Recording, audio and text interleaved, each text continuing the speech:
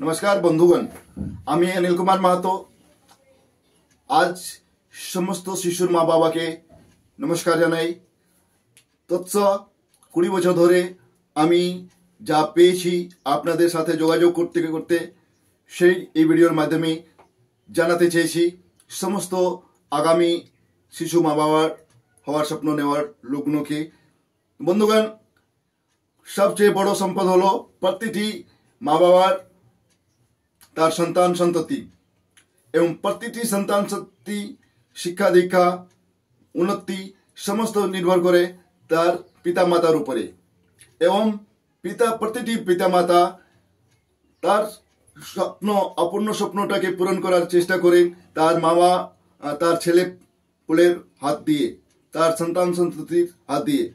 কিন্তু এতটুকু কাজ করতে গিয়ে আমি যা পেয়েছি দুটি ভুল আমরা মূলত করে থাকি যাতে আমার স্বপ্ন মাঝখানে পূর্ণ হয় না এবং সেই স্বপ্ন স্বপ্নই থেকে যায়।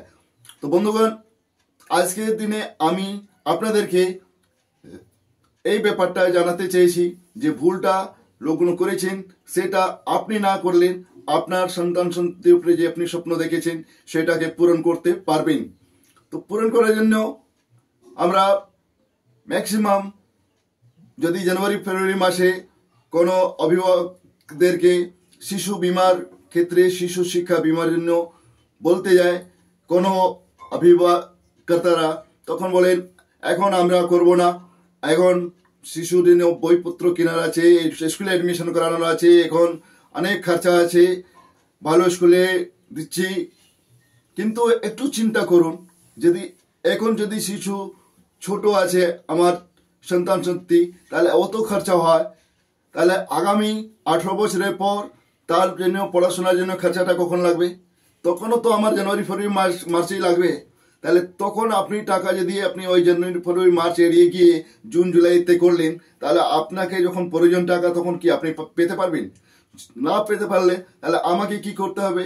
আমি যখন শিশু সন্তানের একটা অ্যাডমিশন করাচ্ছি সে সময় যদি আমি শিশু শিক্ষার জন্য উচ্চ শিক্ষার জন্য যদি আমরা বিমা করিয়ে রাখলাম তাহলে তখন খুব ভালোভাবে কাজটা এগিয়ে নিয়ে যেতে পারবে এবং যে ভালো স্কুলে এখন পড়াচ্ছিলেন তার চেয়ে ভালো স্কুলে তখনও অ্যাডমিশন করাতে পারবেন।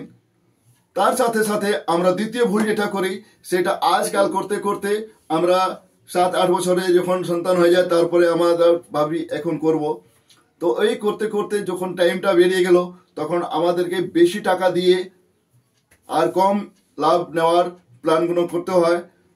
তো আপনারা আজকে এই ভিডিও দেখে কি চিন্তা করবেন কি সঠিক সময়ে সঠিক কাজটা যদি করা হয় তাহলে আমার সমস্ত কাজ সঠিক সময়ে পূরণ হবে এবং নির্দ্বিধায় পূরণ হবে।